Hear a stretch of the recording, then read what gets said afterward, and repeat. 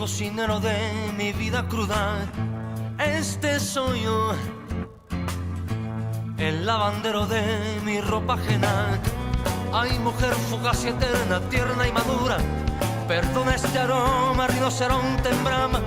Cobíjame con tu boca cálida, húmeda. Por tu sonrisa muero.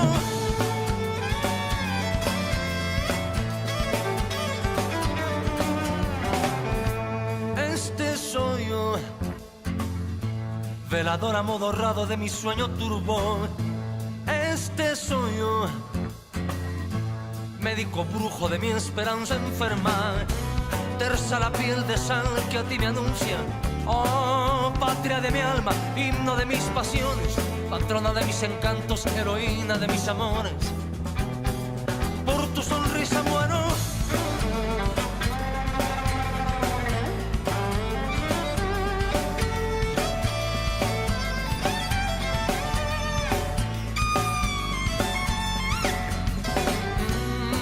Tras la mortaja que me cobija el cuero, te ofrezco mi culo grotesco lleno de flores.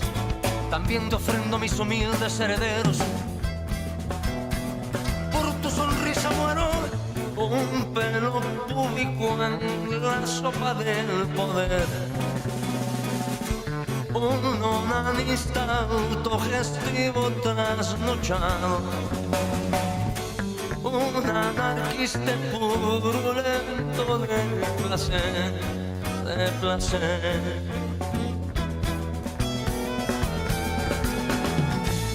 Este soy yo,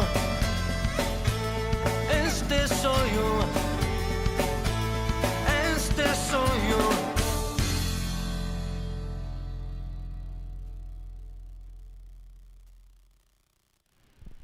Hola, ¿qué tal? Muy buenas noches. Qué gusto estar una vez más aquí con todos ustedes en Puro Talento, como todos los miércoles. Mi nombre es Edu Lechuga y como cada semana tenemos a un artista invitado, y en esta ocasión tengo el gusto de poder platicar un ratito con un músico oriundo de Tulancingo, que desde hace más de 40 años nos ha regalado. Él formó parte de Botellita de Jerez, tiene igual una carrera como solista. Y bueno, pues realmente en esta introducción, el Mastuerzo. Muchas gracias. Muchas gracias, Edu. Encantado de estar aquí. No, para pensar en voz alta, carnal, para reflexionar aquí, de verdad, con mucho gusto. No, muchísimas gracias por aceptar la invitación. Qué bueno que ya estamos aquí. ¿Cómo está? Muy bien, contento de decir en las próximas fiestas de fin de año, ¿no? Y trabajando, movido, muy movido en todo este año. Entonces, eso, feliz de estar así, estar en movimiento, mi carnal. Oye, pues maestro, yo quiero preguntarte, porque yo siento que hoy en día en la música, pues los géneros están un poquito más difusos. Muchos artistas de repente se pasan de un género a otro, experimentan, está más abierto, pero en los 80s el que era rockero, ¿no? Y el que era de música tropical era de música tropical, y el de jazz era de jazz, y estaba como ciertas cosas muy marcadas, ¿no? Era más difícil el poderse mover de un lado al otro. Sin embargo, ustedes experimentaron desde esa época con Botellita de Jerez, con diferentes géneros que además estaban hasta cierto punto mal vistos por la sociedad mexicana de aquel entonces. Claro. Entonces, mi pregunta es, ¿cómo fue que llegaron a eso? ¿Cómo se acercaron? ¿Cómo fue que rompieron esa barrera? Pues en realidad, desde el origen de la Botellita de Jerez, pues nos pretendíamos de alguna manera acercarnos a la cultura popular, no solo a la música o las distintas músicas mexicanas, ¿no? Y por supuesto desde un filtro rock and rollero, ¿no? Sino llegar aún más allá, es decir, a aspectos culturales que de alguna manera conforman eso que llamamos la mexicanidad, ¿no? Y en esa búsqueda, en esa exploración, pues nos dimos cuenta que evidentemente de un lado había un racismo un clasismo enorme respecto a los gustosos de la cumbia, desde la perspectiva de los rock and rolleros, ¿no? Había un rollo racista, clasista, discriminatorio, de mirar de arriba para abajo, ¿no? Y yo creo que una propuesta que tuvo la Botellita de Jerez, particularmente, es decir, desde el inicio, pero particularmente en la segunda etapa de la botella, en la denominada botellita, es decir, la HH Botellita de Jerez, hubo, ¿cómo te diré? Una mirada de nosotros reivindicando particularmente no solo los ritmos tropicales, los llamados tropicales, sino en particular la cumbia. Decíamos, la cumbia no tiene la culpa, ¿no? Y en el fondo intentamos encontrar ciertas posibilidades de rolas que fueran hechas como una cumbia mezclada con el rock, ¿no? Para justo atraer esa parte musical, pues que de alguna manera está arraigada desde hace muchos años en todo México, ¿no? La cumbia, ¿no? Como otras tantas cosas, aspectos, evidentemente, desde la botonadura charra, que evidentemente refiere al mariachi, un valor, digamos, de lo mexicano, muy importante, o al charro, ¿no? Al propio charro como una insignia, digamos, de lo mexicano, ¿no? Como eso, toda la cultura popular, entre otras cosas, algo que decías justo en el trayecto hacia acá, el doble lenguaje, es decir, el lenguaje de doble filo, doble de triple sentido. o cuádruple, en fin, de encontrar distintas lecturas en una propia frase, ¿no? Me mandaste para el albergue, ¿no? En el terremoto o en el ciclón, en el huracán, ¿no? Como dice tu rola, una rola que, por cierto, hoy escuché, y todos nadie de ustedes han escuchado sí, no, la primicia. Claro, de tu banda, mi carnal. Sí, no, pues muchas gracias. Sí, y es que justamente digamos que en esa época, claro que el rock era contracultural, pero la cumbia también lo era, de otra manera. Aunque fuera popular, de alguna forma chocaba con los estándares que en ese entonces habían llegado a México, ¿no? Porque, por ejemplo, ahorita que mencionabas lo del mariachi, pasamos de tener películas en donde pues lo que se mostraba eran los charros, era el mariachi, era todo eso mexicano, a volverse más urbano y hasta cierto punto más fresa, más hacia lo gringo, ¿no? Sí, bueno, la cumbia llegó a México, por supuesto, ¿no? Colombia y de distintas otras cumbias de distintos otros lados, y aquí se generó otra, lo que llaman la cumbia chilanga, o la mezcla de todas ellas, ¿no? Pero justo se fue convirtiendo en una forma, un lenguaje popular, ¿no? Pero no necesariamente, ¿cómo te diré? Que realmente se convirtiera en un lenguaje contracultural. Es decir, desde mi punto de vista, para mí fue siempre aceptada. Es decir, en los años los 70, quienes hacían masivos, pues era Rigo Tobar, era Chico Che, ¿no? Así que bueno, era aceptada, incluso sí, no era prohibida, me explico, ¿no? Sí, claro. Bueno, pero sí estaba mal vista, ¿no? Sí, pero era vista desde la perspectiva de la clase media alta, la clase media, es decir, desclasada además, que no se considera proletaria, sino un trabajadora especial, ¿no? Que en realidad se miraba la cumbia de una manera despectiva.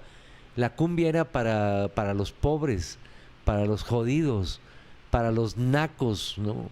Con esa mirada racista, clasista, ¿no? Era, desde la perspectiva de los rock and rolleros era así, ¿no? Y bueno, sí, nosotros nos atrevimos a involucrar no solo la cumbia, las rítmicas, digamos, llamadas tropicales, ¿no?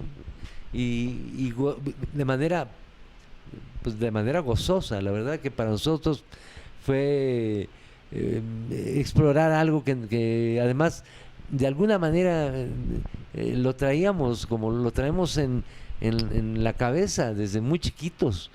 Es decir, porque crecimos con la música de la radio, de la televisión y del cine, ¿no? ¿Y cómo fue entonces que, bueno, sé que vienes de una familia de músicos, que tu papá tocaba y que también de alguna forma esa fue tu puerta de entrada a todo este mundo, ¿no? ¿Y cómo fue que al final elegiste el rock para expresar al menos esa primera etapa, ¿no? Claro, fue un encuentro en realidad, es decir, siempre nos había gustado el rock. Justo yo antes de estar en el grupo Botellita de Jerez, ¿no? Estuve durante 8 años en el grupo Los Nacos, un grupo de canción política que surge como una brigada cultural del movimiento estudiantil de 1968. Era un grupo curiosamente de humor, que básicamente hacían parodia de otras canciones y por supuesto creaban canciones propias que hablaban precisamente, por decirlo de una manera muy amplia, muy general, pues de la lucha de clases, ¿no? De la diferencia que hay entre ricos y pobres, pobres y ricos, ¿no? Súper. Y entonces, digo, también has hecho otras cosas diferentes, cosas más cercanas a la trova, por ejemplo, ¿no? Que al final, pues siempre han tenido este carácter, pero ¿cómo es que has elegido esta canción? Que esta canción quiero que sea más como rockera, esta canción quiero que sea más como hacia la trova, esto más tropical. ¿Cómo ha sido ese proceso? Es una elección que surge, creo que incluso en el momento que estás creando, ¿no? En mi caso, ¿no? Quizá en algunos casos dices, esta es una balada, y llega un arreglista y dice, no, pues ¿por qué no hacemos una no sé, una salsa o no sé, una cosa para bailar, ¿no? Con clave de etcétera, ¿no? En fin, uno va eligiendo. Yo creo que hay temas, así como a ti no te gusta, te aburre la música, cierta música, a ti y a cualquiera, ¿no? La música triste o no sé, ¿no? Quizá mis canciones te puedan aburrir mucho porque de pronto son tristes, ¿no? Y no necesariamente de fiesta, ¿no? En fin, ¿cómo te diré? Los géneros siempre fueron apareciendo en nuestras vidas de una manera, es decir, porque la propia canción, como dicen, te lo está pidiendo. Ya nace con esa esencia. No sé si nace, pero te está diciendo por la forma, por el tema. No sé, por ejemplo, para un disco que estoy haciendo ahora, una canción que se llama Las 2 gotitas de agua de Nogales, pues la hice así como rancherita, ¿no? No sé cómo la voy a arreglar al final, como rancherita, digo, con una especie de tuncha, ¿no? Ajá. Y ya encontraré, a lo mejor se me ocurre que sí puede llevar un sintetizador con ciertos sonidos que no existan en la realidad, es decir, que sean resultado de una programación. ¿Por qué no? Es decir, un poco para dar continuidad a lo que hablabas de hace un rato, es decir, sin prejuicios de nada.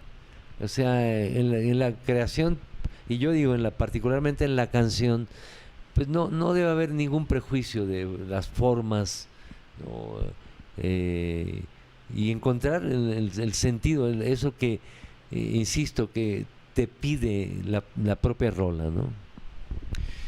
Y bueno, maestro, ¿hace cuánto fue que, bueno, desde niño, ¿no? Empezó a tocar, pero ya cuando empezó con este grupo, con los Nacos, y eso hace ya más o menos cuánto tiempo tiene? Bueno, lo del grupo Los Nacos empecé en el año 1976. El grupo Los Nacos surge como una brigada estudiantil en 1968. Yo me integro en el año 76 junto con Elia Crot, madre de mi primera hija, ¿no? Fuimos un trío durante algunos años, sigue siendo un trío ahora con otros compas. El grupo Los Nacos es un grupo con 50 y tantos años de existencia, y les mandamos un abrazo, por cierto, Sí. a donde quiera que se encuentren. Bueno, pero aún así, lo que me comentabas ahorita, que estás trabajando en un nuevo disco, que sigues creando, haciendo canciones desde siempre, ¿no? Y para siempre, ¿no? Esperemos que sí, para lo que resta de vida, ¿no? Claro, esa es mi intención. Estoy ahora mismo terminando un disco con La Botellita Retornable, un disco que se llama Nacer para Morir. Ya llevamos 6 rolas en todas las plataformas. En unos días vamos a subir una nueva que se llama Si ya saben cómo soy, ¿para qué me invitan? ¿No? A propósito del humor, carnal, que hace falta, ¿no? Estoy, de otro lado, estoy terminando un disco yo solo. Digo, yo solo es un decir.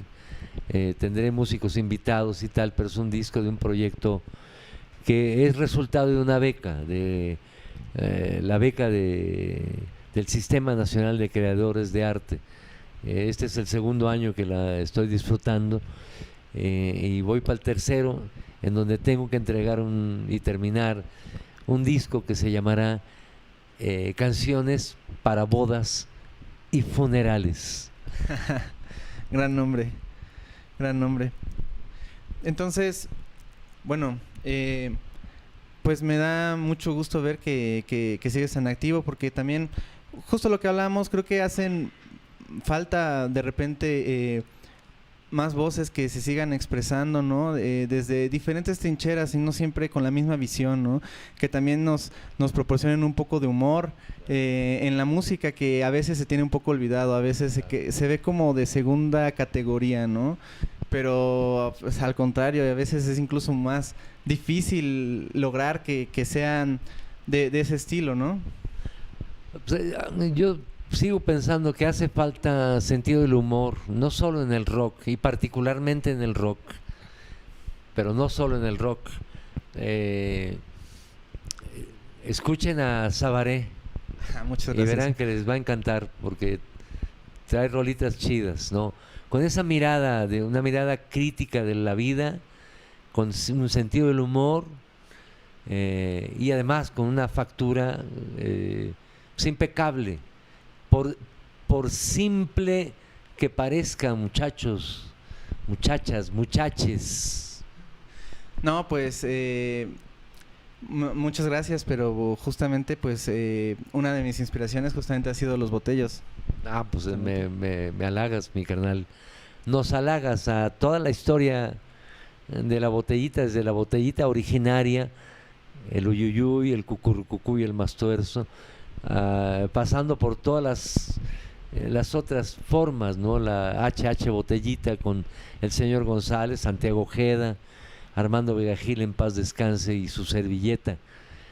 Tantos otros invitados, toda la historia que implica los 36 años de la botellita de Jerez en sus distintas etapas, ¿no? Pues maestro, ¿vas a tener alguna presentación pronto? Sí, el día 12 en un lugar que se me olvidó, allá en Tijuana, Baja California. Tijuana, nos vemos el pasado mañana, el día 12. El 13 y el 14 estaré allá en Mexicali, en un evento de compas que compran discos y venden discos de vinil, en la Expo Vinil Mexicali 2025. Súper. Pues maestro... En Jalapa, carnales. Jalapa, en la Tasca del Cantor, Jalapa, Veracruz. Jalapa, Veracruz, la Tasca del Cantor, en la nochecita del 20 de diciembre.